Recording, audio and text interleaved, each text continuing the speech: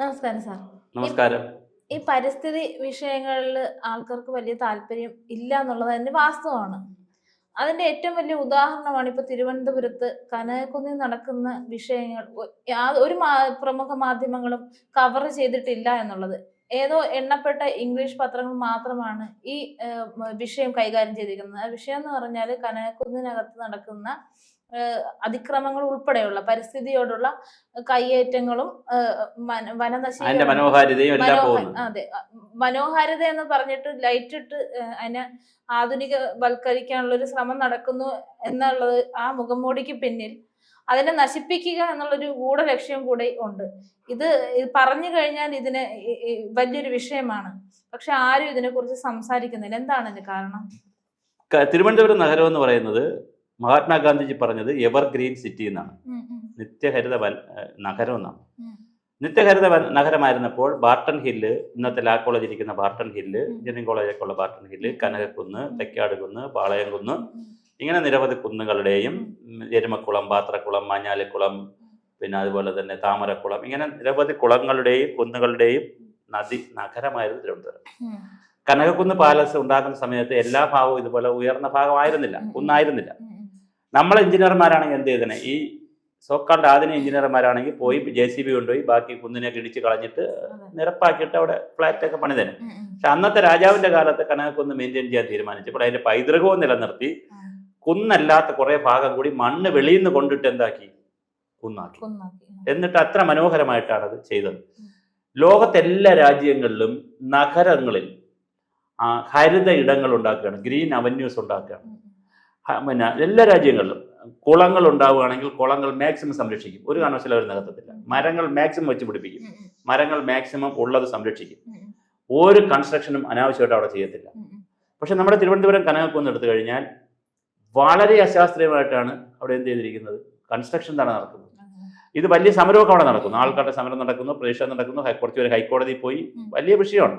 പക്ഷെ അതിപ്പോഴും തുടരുന്നുണ്ട്. അതൊരു ഉത്സവപ്പറമ്പ് പോലെ ആയി മാറിയിട്ടുണ്ട്.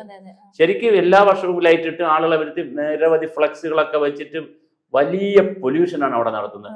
അതൊരു പൈതൃക രീതിയിലുള്ള ഒരു ഉത്സവം നടത്തുന്നതിനെ കുറിച്ചൊന്നും നമ്മൾ ചിന്തിക്കുന്നില്ല. ആൾക്കൂട്ടം വരണ്ടെന്നോ ആഘോഷം വരണ്ടെന്നോ അല്ല നമ്മൾ ഈ പറയുന്നത്. പക്ഷെ ആൾക്കൂട്ടത്തിനും ആഘോഷത്തിനെയും ഒരു ഗ്രീൻ പ്രോട്ടോകോൾ അനുസരിച്ച് വരുത്തുവാനും അതിനനുസരിച്ച് കനകക്കുന്നിനെ സംരക്ഷിക്കുവാനും അതിന്റെ മനോഹാരിത സംരക്ഷിക്കുവാനും നഗരമാകുമ്പോൾ നഗരത്തിന്റെ ഏറ്റവും വലിയ പ്രത്യേകത എന്തറിയാവോ, നഗരത്തിലാണ് ഏറ്റവും കുറച്ച് ഓക്സിജൻ ഉണ്ടാകുന്ന ഇടങ്ങൾ.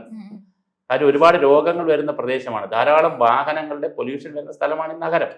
അപ്പൊ ആ നഗരങ്ങളിൽ ഉള്ള പച്ചപ്പുകൾ, ആളുകൾക്ക് നടക്കാനുള്ള സ്ഥലം, ലോകത്ത് ഒരുപാട് രാജ്യങ്ങളിൽ ഇപ്പൊ ചെയ്തുകൊണ്ടിരിക്കുന്നത് വാഹനങ്ങളുടെ ഇടങ്ങൾ കുറച്ചിട്ട് അതെല്ലാം എന്താക്കുകയാണ്, നടക്കുവാനുള്ള സ്പേസ് ആക്കിക്കൊണ്ടിരിക്കുകയാണ്. കാരണം എന്ന് പറഞ്ഞാൽ ആളുകൾ വേറെ ആരോഗ്യത്തിലേക്ക് പുതിയ ലോകത്താണ് നമ്മൾ താമസിക്കുന്നത്, കാലാവസ്ഥ വ്യതിയാനം. പക്ഷേ കനകക്കുന്ന് പാലസിൽ എന്താ ചെയ്യുന്നത്, അതിനെ നശിപ്പിക്കുന്ന രീതിയിലുള്ള കുറേ കൺസ്ട്രക്ഷൻ അതിനകത്ത് ചെയ്തിട്ടുണ്ട്. അതിന് പറഞ്ഞ ന്യായം എന്താണെന്നറിയാവോ, നൈറ്റ് ലൈഫ് എന്നാ പറഞ്ഞത്. നൈറ്റ് ലൈഫ് എന്ന് പറഞ്ഞാൽ മനസ്സിലാവും നമുക്ക്, നൈറ്റ് ലൈഫിനുള്ളൊരു ആരോഗ്യമൊന്നും മലയാളിക്കില്ല. ഞാൻ വേറൊരു ഉദാഹരണം പറയാം, അത് ഒറ്റ വീഡിയോ ആയിട്ട് ചെയ്യേണ്ടതാണ്, പക്ഷെ അത് ഇതിനെ കൂടെ ചേർത്ത് പറയാം. മാനവീയ ഭീതി ഉണ്ടാക്കി. എന്തിനാ മാനവീയ ഭീതി ഉണ്ടാക്കിയത്? നമ്മളെ മുഖ്യമന്ത്രി പിണറായി വിജയൻ പോയി ടൈം സ്ക്വയറിൽ ഇരുന്നല്ലോ, അമേരിക്കയിൽ പോയിട്ട് ഒരു ടൈം സ്ക്വയറിൽ ഇരുന്നായിരുന്നു. അങ്ങനത്തെ ടൈം സ്ക്വയറുകളും ജപ്പാനിലും ഉണ്ട്, എല്ലാ രാജ്യങ്ങളിലും ഉണ്ട്, പല വിദേശ രാജ്യങ്ങളിലും ഉണ്ട്, സിംഗപ്പൂരും ഒക്കെ ഉണ്ട്. ഓപ്പൺ സ്പേസ് ആണ്. ഓപ്പൺ സ്പേസിൽ പോയി കഴിഞ്ഞാൽ നമുക്ക് ഇരിക്കാം, ഡാൻസ് ചെയ്യാം, പാട്ട് ചെയ്യാം, ഒരാൾ മറ്റൊരാളെ നോക്കത്തില്ല, ശല്യം ചെയ്യത്തില്ല, ഒരു ബഹളമില്ല. അവരവർക്ക് ഇഷ്ടമുള്ള കലാരൂപങ്ങളും വലിയ സഭ്യമായ, വളരെ അശ്ലീലമായ നടക്കത്തില്ലായിരിക്കും, പക്ഷേ സഭ്യമായ കാര്യങ്ങളൊക്കെ ചെയ്യാൻ പറ്റുന്ന ഒരു ഇടമാണ്. അവിടെ ഫാമിലി ആയിട്ട് വരാം, ആര് വരെ തോണ്ടേ ചുരണ്ടേ ഒന്നും ചെയ്യാത്തൊരു വലിയ സ്ഥലമാണ്. ടിക്കറ്റ് വേണ്ട, വളരെ ഫ്രീ ആയിട്ട് സംസാരിക്കാം, ഫ്രീ ആയിട്ട് നടക്കാം, ചായ കുടിക്കാം, അങ്ങനെയുള്ളൊരു, ഇങ്ങനെയാണ് മാനവീയ ഭീതി നമ്മൾ ആഗ്രഹിച്ച് തുടങ്ങിയത്. അപ്പൊ അവിടെ പോലീസ് എയ്ഡ് പോസ്റ്റും ഇല്ലായിരുന്നു. പോലീസ് എയ്ഡ് പോസ്റ്റ് വന്നാൽ പിന്നെ പോയില്ല, ആളുകൾ പേടിച്ച് വരില്ലല്ലോ. സുരക്ഷിതത്വത്തിന്റെ വേറെ ലോകമാണല്ലോ. അപ്പൊ അവിടെ തുടങ്ങി 4 ദിവസത്തിനകത്ത് എന്ത് ചെയ്യാൻ തുടങ്ങി, ആൺകുട്ടികൾ കഞ്ചാവ് അടിച്ചുകൊണ്ട് വരാൻ തുടങ്ങി, പെൺകുട്ടികൾ കഞ്ചാവ് അടിച്ച് വരാൻ തുടങ്ങി, മദ്യപിച്ച് വരാൻ തുടങ്ങി, തോണ്ടാൻ തുടങ്ങി, ഇടി തുടങ്ങി, പോലീസ് എയ്ഡ് പോസ്റ്റായി. ഇപ്പൊ എന്താ സംഭവിക്കുന്നത് അറിയാവോ, മാനവീയം ഇല്ല അവിടെ. ആ വീതിയിൽ ഇപ്പൊ വല്ലപ്പോഴും ആരെങ്കിലും വന്ന് കല പാടും, പാട്ടുപാടും, കുറെ കപ്പിൾസ് വന്ന് എന്ത് ചെയ്യും, സെൽഫി എടുക്കും, പോവും. അതായിരുന്നില്ല മാനവീയത. അതുകൊണ്ട് മലയാളിക്ക് ആ ഒരു ചൂട്, മലയാളിയുടെ ബോഡി ടെമ്പറേച്ചർ മാറിയിട്ടില്ല ഇപ്പോഴും.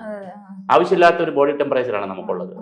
സ്ത്രീകളെ ശല്യം ചെയ്യുക, പുരുഷന്മാർ, സ്ത്രീകളെ കിട്ടിയില്ലേ നമ്മൾ എന്ത് ചെയ്യും, പയ്യന്മാര് തന്നെ തമ്മിലടിക്കും. അവിടെ മാനവീയത്തിൽ അവസാനം തന്നെ തല്ല് ആദ്യം സ്ത്രീകളായിരുന്നു ഉപദ്രവിച്ചുകൊണ്ടിരുന്നത്. അങ്ങനെ കുടുംബക്കാരെല്ലാം വരാതായി. അച്ഛനും അമ്മയൊക്കെ കണ്ടുപിടിക്കുമ്പോൾ മക്കളെ ഉപദ്രവിച്ച് അവർക്ക് ബുദ്ധിമുട്ട്. അത് കഴിഞ്ഞപ്പോൾ പയ്യന്മാർ തമ്മിലായി തല്ലി. അങ്ങനെയാണ് പിന്നെ അത് പോലീസ് അവിടെ ഇട്ടു. ഇപ്പൊ കർശനമാണ്. അതുപോലെയാണ് കനകക്കുന്ന്. ഈ നൈറ്റ് ലൈഫ് എന്ന് പറഞ്ഞാൽ ഉദ്ദേശിക്കുന്നത് അറിയാവോ? നൈറ്റ് ലൈഫ് എന്ന് പറഞ്ഞാൽ അവിടെ ഇടുകയും ഫുഡ് കോർട്ടാണ് അവർ പറയുന്നത്. കനകക്കുന്നിനകത്ത് 3-4 ഫുഡ് കോർട്ട് ഉണ്ടാക്കി. നമ്മുടെ സബ്ജക്ട് കനകക്കുന്നാണ്. ഫുഡ് കോർട്ട് ഉണ്ടാക്കി. എന്റെ സംശയം എന്ന് പറഞ്ഞാൽ തിരുവനന്തപുരത്ത് മൊബൈൽ ഫുഡ് കോർട്ടുകൾ ഒരുപാടുണ്ട്. മൊബൈൽ ഫുഡ് കോർട്ടിന്റെ ഗുണം എന്താണ്? രാത്രി കൊണ്ടുവരും.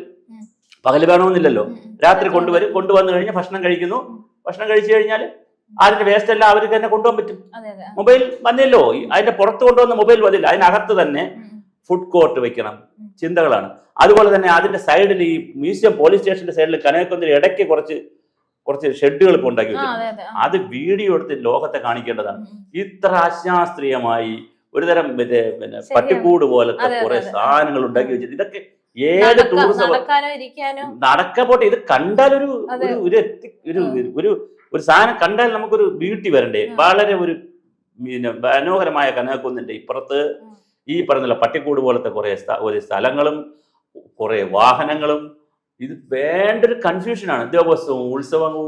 ദിവസവും പരിപാടികളും കൃത്യമായിട്ട് അവിടെ അറേഞ്ച് ചെയ്ത ഈ വണ്ടിക്കൊന്നും ഒരു തിരക്ക് വരേണ്ട കാര്യമില്ല. വളരെ പിന്നെ എസ്തെറ്റിക് ആയിട്ട് വളരെ മനോഹര ബ്യൂട്ടി ആയിട്ട് ഈ കാര്യങ്ങൾ ചെയ്യാൻ പറ്റും. മാനവീയം വീതിയെ അവിടുത്തെ പോലീസ് പോസ്റ്റൊക്കെ എടുത്ത് കളഞ്ഞ് അവിടുത്തെ കുഴപ്പക്കാരെ പിടിച്ച് കളയണം, അത് വേറെ കാര്യം. പക്ഷെ അല്ലാതെ അത് ജനങ്ങൾക്ക് തുറന്നു കൊടുക്കും. ഇപ്പൊ തുറന്നു കൊടുത്തിട്ട് കാര്യമില്ല, അത് ആരും പ്രയോഗിക്കുന്നില്ല. അതുപോലെ തന്നെ കനകക്കുന്ന് നൈറ്റ് ലൈഫ് എന്നൊക്കെ പറയും. നമ്മൾ ഈ നൈറ്റ് ലൈഫ് എന്നൊക്കെ പറഞ്ഞ് നമ്മൾ ധരിച്ചു വെച്ചിരിക്കുന്നത് അറിയാവും, ആഭാസത്രം കാണിക്കുക എന്നുള്ളതാണ്. വെള്ളമടിക്കുക, പഞ്ചാബ് അടിക്കുക, സ്ത്രീകളെ ഉപദ്രവിക്കുക. പെൺകുട്ടികൾക്ക് ഈ പ്രശ്നമുണ്ട്, ആൺകുട്ടികൾക്ക് പ്രശ്നമുണ്ട്. സ്വാതന്ത്ര്യം എന്ന് പറഞ്ഞാൽ നമ്മൾ വീട്ടിൽ കാണിക്കുന്ന കാര്യങ്ങളൊക്കെ തെരുവിൽ കാണിക്കുന്നതാണ് സ്വാതന്ത്ര്യം. വീട്ടിനകത്ത് നമ്മൾ പല സ്വാതന്ത്ര്യം, പിന്നെ ഡ്രസ്സ് വീട്ടിൽ ഇപ്പൊ ഭയങ്കര പ്രശ്നമാണ്. ഇവിടെ ഡ്രസ് കോഡിനെ കുറിച്ച് വലിയ തർക്കമാണ്. അതൊരു വീഡിയോ തന്നെ നമുക്ക് വേണമെങ്കിൽ ചെയ്യാം. വനിതകളുടെ ഡ്രസ് കോഡ് പ്രശ്നമാണോ? ഡ്രസ് കോഡൊന്നും വിഷയമല്ല, പക്ഷെ ഒരു പ്രശ്നമുണ്ട്. നമ്മളാരെങ്കിലും കയ്യിൽ കൊടുത്തോണ്ട് കോളേജിൽ പോകും? പോവില്ലല്ലോ. നമ്മൾ തന്നെ നമ്മൾ എന്തുണ്ടാക്കിയിട്ടുണ്ട്? അത് ഭരണഘടനയിലുള്ള ഡ്രസ് കോഡൊന്നും അല്ല. നമ്മൾ തന്നെ നമുക്ക് എന്തുണ്ടാക്കിയിട്ടുണ്ട്? ഒരു ഡ്രസ് കോഡ് ഉണ്ടാക്കിയിട്ടുണ്ട്. ആര്? അവരവരും ഉണ്ടാക്കിയിട്ടുണ്ട്. വീട്ടിലാരെങ്കിലും നിൽക്കുമ്പോ പിന്നെ പാവാട കൊടുത്ത് അതിന്റെ വഴിയിൽ പിന്നെ ചട്ടി വിട്ട് പാവാട കൊടുത്ത് എല്ലാം എടുത്ത് സകല ബോഡി മൊത്തം പൊതിഞ്ഞാണ് വീട്ടിൽ നിൽക്കുന്നത്.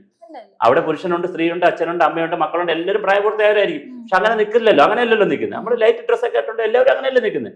പുരുഷൻ പറഞ്ഞ കയ്യിൽ കൊടുത്തേക്കും, പിന്നെ സ്ത്രീകളാണെങ്കിൽ ചുരിദാർ ഇട്ടേക്കും, ചുരിദാറിൽ മറ്റേ മാക്സി ഇട്ടേക്കും. ഇങ്ങനെയൊക്കെയല്ലേ ഉള്ളൂ വീട്ടിലെ ഡ്രസ്സ്. അത് ഇട്ടോണ്ട് ഓടി ചന്തയിൽ പോവും, മാർക്കറ്റിൽ പോവും. ഈ ഡ്രസ് കോഡ് ആരുണ്ടാക്കിയതാ? നമ്മൾ തന്നെ ഉണ്ടാക്കിയതാണ്. ഇതൊന്നും വേണ്ടെന്ന് പറയുന്നത്.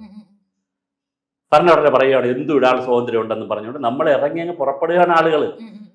അങ്ങനെ ഇറങ്ങി പുറപ്പെട്ടാൽ പറ്റുമോ? ഇപ്പൊ ഞാൻ ചോദിക്കണം, നാളെ മുതൽ എന്റെ ഇഷ്ടം എന്ന് പറഞ്ഞാൽ നഗ്നനായിട്ട് നടക്കണമെന്നാണ്. എനിക്ക് വസ്ത്രത്തോളം ഒരു താല്പര്യമില്ല. എന്റെ സ്വാതന്ത്ര്യമാണ് ഭരണഘടന തരണം. ആർട്ടിക്കിൾ 21 അനുസരിച്ച് എനിക്ക് ജീവിക്കാനുള്ള സ്വാതന്ത്ര്യം, സഞ്ചാര സ്വാതന്ത്ര്യമുണ്ട്. എനിക്ക് ഡ്രസ്സ് ഇടാൻ താല്പര്യമില്ല. നെക്സ്റ്റ് സെക്കൻഡേ പോലീസ് കൊണ്ടുപോകല്ലേ? എന്തിനാ കൊണ്ടുപോകണം? പ്രദർശനം എന്തിനാ കൊണ്ടുപോകണേ? അപ്പോൾ എഴുതപ്പെടാത്ത, അറിയപ്പെടാത്ത ഒരുപാട് കോഡുകളിലൂടെയാണ് എവിടെ പോകുന്നത്? ഒരു സൊസൈറ്റി മുമ്പോട്ട് പോകുന്നത്.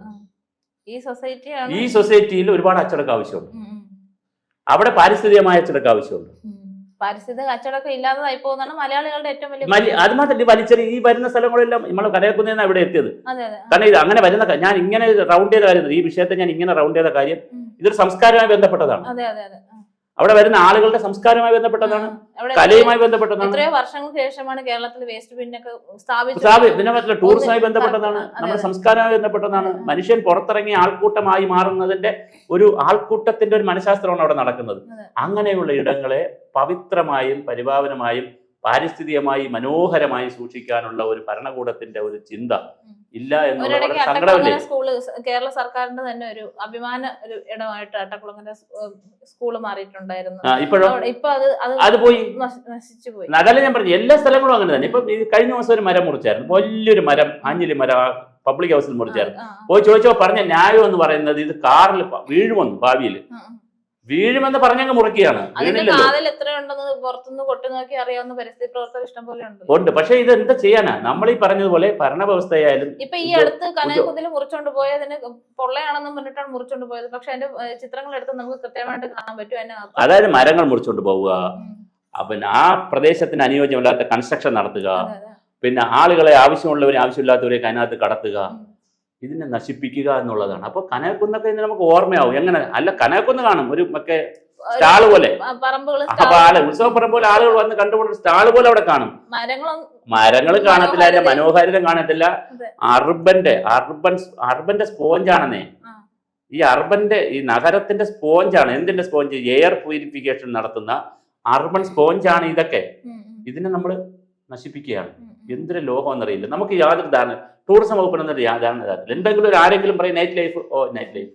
ടൂറിസത്തിന്റെ ഏറ്റവും വലിയ ശുഷ്കാന്തി ഇല്ലാതെ പരിസ്ഥിതി പ്രവർത്തനം നടത്തുന്നതിന്റെ ഏറ്റവും വലിയ ഉദാഹരണമാണ് ലുലു മോൾ വന്നതുപോലെ. ലുലു മോൾ മാത്രമല്ല, നമ്മളിപ്പം സ്മാർട്ട് സിറ്റി എന്ന് പറഞ്ഞിട്ടേ എന്തോരം മരങ്ങളാണ് മുറിച്ചു കളയുന്നത്. തിരുവനന്തപുരം തക്കാട് ഹോസ്പിറ്റലിന്റെ അടുത്തിരുന്ന മരം മുറിച്ചു കളയുന്നത്. ഇതെല്ലാം നിങ്ങൾ ആലോചിച്ച് നോക്കൂ. തിരുവനന്തപുരം നഗരത്തെ, ഞാൻ അത് വീണ്ടും തുടക്കത്തിലാണ് പറയുന്നത്, തിരുവനന്തപുരം നഗരത്തെ എവർഗ്രീൻ സിറ്റി എന്ന് പറഞ്ഞു തുടങ്ങിയ സമയം നമ്മളാണല്ലോ ചർച്ച തുടങ്ങിയപ്പോൾ മഹാത്മാഗാന്ധിയുടെ കാലത്ത് പറഞ്ഞതിൽ നിന്ന് ആ കാലം മുതൽ നമ്മൾ വളരെ മനോഹരമായിരുന്ന ഒരു സിറ്റിയെ ഇങ്ങനെ നശിപ്പിച്ചു എന്ന് മാത്രമല്ല, അതിൽ അവസാനമായിട്ട് നിൽക്കുന്ന ഒരു തുരുത്താണ് ഏത്? ഈ കനകക്കുന്ന്. ആ കനകക്കുന്ന് തുരുത്തിനെയും എന്ത് ചെയ്യും? വെറുമൊരു ചിത്രമാക്കി മാറ്റുന്ന വളരെ അശാസ്ത്രീയമായ കൺസ്ട്രക്ഷൻസ് ആണ് അവിടെ നടക്കുന്നത്. ഗവൺമെന്റ് വളരെ അടിയന്തരമായി ഇതിനകത്ത് എന്ത് ചെയ്യണം? ഇടപെടണം. അത് ഏതെങ്കിലും നല്ല തലയ്ക്ക് ഓളമുള്ള വല്ല ഡിസൈനർമാരെ വിളിച്ച്, തലയ്ക്ക് ഓളമുള്ള ആർക്കിടെക്റ്റുമാർ നാട്ടിൽ ഒരുപാട് പേരുണ്ട്, ഡിപ്പാർട്ട്മെന്റിൽ ഇല്ല, ഓളമുള്ളവരുണ്ടെങ്കിൽ ഇത് ചെയ്യത്തില്ല. അപ്പൊ തലയ്ക്ക് ഓളമുള്ള നല്ല ഭാവനയും ഒക്കെ ഉള്ള വെളിയിൽ ഒരുപാട് ആർക്കിടെക്റ്റുമാരും ഡിസൈനർമാരും ഈ നാട്ടിലുണ്ട്. അവർക്ക് ആർക്കെങ്കിലും കൺസൾട്ടൻസി കൊടുത്ത് വളരെ മനോഹരമായ ഒരു പൈതൃക നഗരമാക്കി തിരുവനന്തപുരത്തെ മാറ്റുന്നതിനും ആ പൈതൃക നഗരത്തിൽ ഏറ്റവും മനോഹരമായിട്ടുള്ള ആളുകൾ വരുന്ന സ്ഥലമായി കനകക്കുന്നിനെ നിലനിർത്തുവാനും അടിയന്തരമായിട്ട് ഗവൺമെന്റ് എന്ത് ചെയ്യണം? ഇതിനകത്ത് കൈവയ്ക്കുകയാണ് ചെയ്യേണ്ടത്. അല്ലെങ്കിൽ അത് ഓർമ്മയായി തന്നെ പോകും.